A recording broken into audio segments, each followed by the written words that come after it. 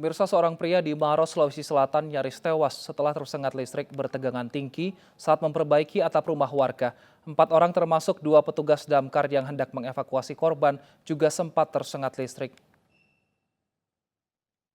Petugas pemadam kebakaran berupaya menurunkan korban yang tidak sadarkan diri akibat tersengat listrik dari atap rumah warga di Jalan Proses Kelurahan Petuade, Kecamatan Turikale, Kabupaten Maros, Sulawesi Selatan. Korban bernama Wawan, 40 tahun, merupakan karyawan bengkel mobil yang sedang membantu memperbaiki atap rumah yang bocor. Saat kejadian, hujan sedang mengguyur dan korban tidak mengetahui ada kabel yang terkelupas dan dialiri listrik di sekitar atap. Korban kemudian dilarikan ke Rumah Sakit Umum Daerah Maros dan nyawanya berhasil selamat meski luka bakar di sekujur tubuh. Selain korban, 4 orang dan 2 petugas damkar juga terluka akibat sengatan listrik tersebut.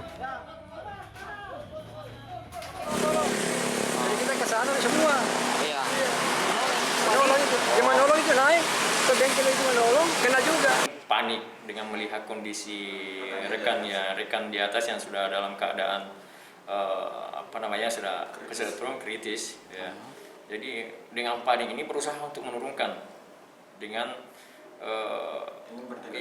ingin bertindak sendiri. Nah, akhirnya ada sentuhan dengan kabel induk yang ada di atas kepala sehingga terjadi tambah. Seorang ibu rumah tangga ditangkap polisi karena membawa sabu seberat 2 kg. 1 kali pengiriman, pelaku dibayar 50 juta rupiah.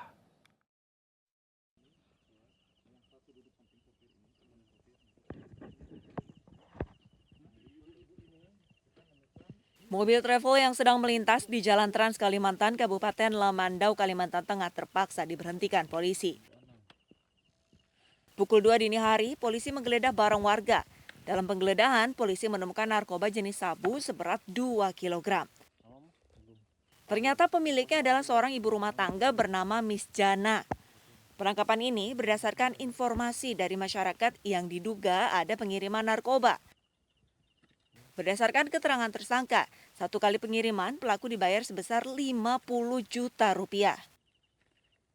Selain pembawa sabu, 2 pemesan sabu juga berhasil ditangkap polisi di Desa Sungai Terik, Batu Sopang, Kabupaten Pasir, Kalimantan Timur. Yang petugas dari Kalteng kemudian ke Banjarmasin dilakukan pengejaran, kemudian tersangka ini kabur lagi ke daerah Kalimantan Timur dan tentunya dengan kegigihan anggota di lapangan, alhamdulillah berhasil diamankan di wilayah Pasir, Kalimantan Timur. Barang bukti yang diamankan diantaranya 11 bungkus plastik berisi butiran kristal yang diduga sabu, buku rekening bank, uang tunai 3 juta rupiah, dan ponsel. Ketiga tersangka dijerat pasal berlapis tentang narkotika dengan ancaman minimal 6 tahun, maksimal seumur hidup atau mati, dan denda 20 miliar rupiah. Dari Kabupaten Lamandau, Kalimantan Tengah, Sigit Zakwan Pamungkas, iNews melaporkan. Pasangan suami istri di Tapanuli Selatan ditetapkan sebagai tersangka setelah menganiaya anak kandung mereka sendiri. Korban yang masih berusia 5 tahun dianiaya hanya karena menghabiskan makanan. Pasangan suami istri KH dan RH, warga Kabupaten Padang Lawas Utara, ditetapkan sebagai tersangka oleh petugas Satreskrim Polres Tapanuli Selatan. 2 warga Padang Lawas Utara itu tega menganiaya bocah berusia 5 tahun yang merupakan buah hati mereka sendiri. Aksi penganiayaan yang dilakukan November lalu itu dilakukan dengan memukul korban menggunakan benda tumpul hingga mencubit korban dan melukai korban dengan obat nyamuk yang masih menyala. Akibat penganiayaan tersebut, korban mengalami luka lebam dan luka bakar di sekujur tubuhnya. Aksi kedua pelaku dilakukan karena kesal dengan tingkah korban yang kerap menghabiskan makanan di rumah. Aksi kedua pelaku terbongkar setelah korban mengadu kepada tetangganya yang kemudian melapor ke Mapolres Tapanuli Selatan. Jadi pas waktu dia cerita, pas waktu kami tanyain dia itu ini bekas lukanya, pertamanya kan saya kira cacar, terus saya tanyain, rupanya yang di kaki sama di tangan bekas sulutan anti nyamuk, terus yang lebam di muka sama di kepala bekas dipukulin sama bapak, ibu sama kakaknya. Akibat perbuatannya, kedua tersangka dijerat dengan Undang-Undang Kekerasan dan Rumah Tangga. Dari Tapanuli Selatan, Sumatera Utara, Indra Mulia Siagian, iNews melaporkan. Untuk mengetahui lebih dalam kasus menganiaya anak kandung yang sudah dilakukan sepasang suami istri di Tapanuli Selatan, kita sudah terhubung dengan Kapolres Tapanuli Selatan, AKBP Roman Smaradana LH. Selamat siang, Pak Roman. Selamat siang, Pak Wilson. Baik, Pak Roman, apa motivasi dari orang tua ini yang menganiaya anaknya sendiri? Apakah benar hanya karena makanan? Jadi untuk motif daripada orang tua daripada anak korban ini adalah memang karena kesal kepada anak korban, karena anak korban ini dia sering menghabiskan makanan yang tersedia di rumahnya, yang seharusnya itu juga dihidangkan untuk kedua orang tuanya ataupun saudara-saudaranya yang lain. Demikian Pak Wilson, motifnya yang utama itu. Baik, dari hasil penyelidikan sementara, apakah memang penganiayaan baru dilakukan sekali atau sudah berkali-kali, Pak?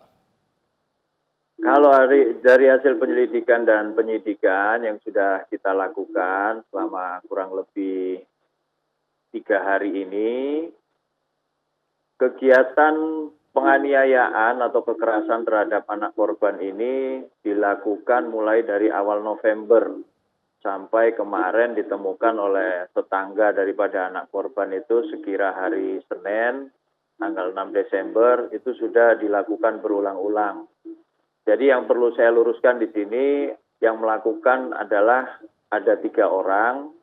Yang pertama adalah ayah daripada korban, ayah kandungnya, kemudian ibu tiri korban, dan yang ketiga adalah kakak kandung daripada anak korban tersebut.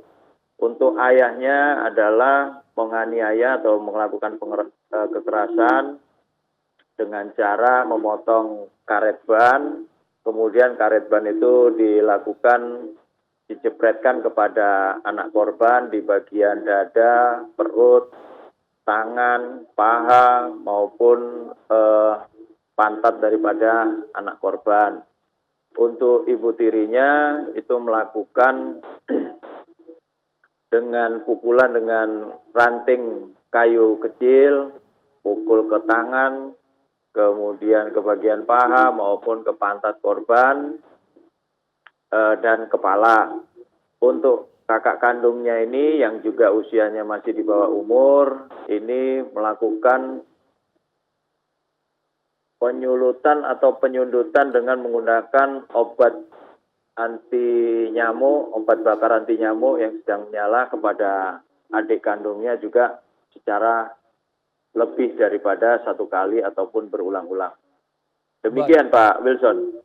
Kalau seperti itu, saat ini korban kondisinya seperti apa, Pak? Apakah sudah mendapatkan pendampingan juga dari psikolog ataupun dinas terkait di sana?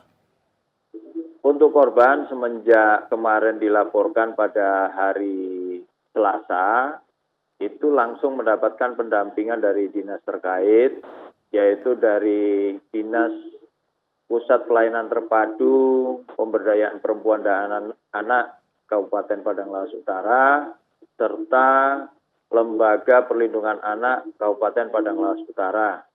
Jadi memang tujuannya adalah didampingi baik secara psikologis maupun fisiknya. Baik, dititipkan ke siapa nanti anak ini, Pak? Apakah ada keluarga lain yang akan mengasuh anak yang masih di bawah umur ini? Sementara yang mengasuh adalah tetangga yang menemukan pertama kali anak korban tersebut, yaitu Bapak Rahmat Sadua Situmeang, yang tadi juga kita dengarkan kesaksiannya pada saat yang bersangkutan menemukan anak korban tersebut. Baik, terima kasih Kapolres Tapanuli Selatan AKBP Roman Smaradana LH telah bergabung bersama kami di Siang. Kita harapkan korban agar selalu sehat dan tumbuh seperti anak-anak lainnya. Terima kasih, Pak. Kita ke informasi lainnya, pemirsa. Masyarakat dihebohkan dengan video viral perlakuan kasar anggota TNI Angkatan Udara terhadap ibu mertuanya. Selain berlaku kasar, pelaku juga tega menarik kursi roda ibu mertua keluar dari rumah.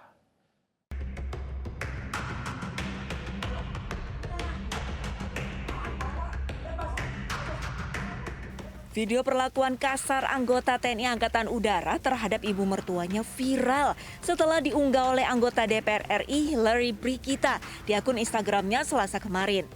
Informasi yang dihimpun, anggota TNI Angkatan Udara itu bernama Koptu Mesman yang kesehariannya berdinas di Lanut Rusmin Nurjadin, Pekanbaru Riau.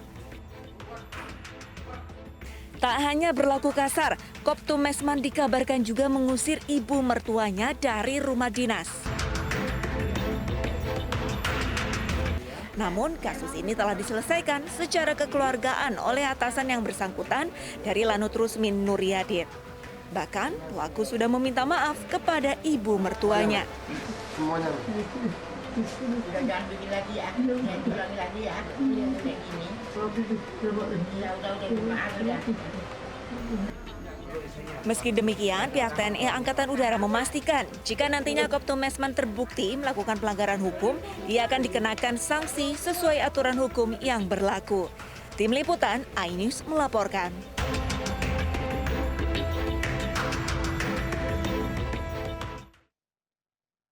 Empat warga Bekasi yang sebelumnya dikabarkan terpapar varian Omikron ternyata hoax. Informasi selengkapnya akan kami hadirkan usai jeda bersama dengan Dr. Fajri. Tetap bersama kami.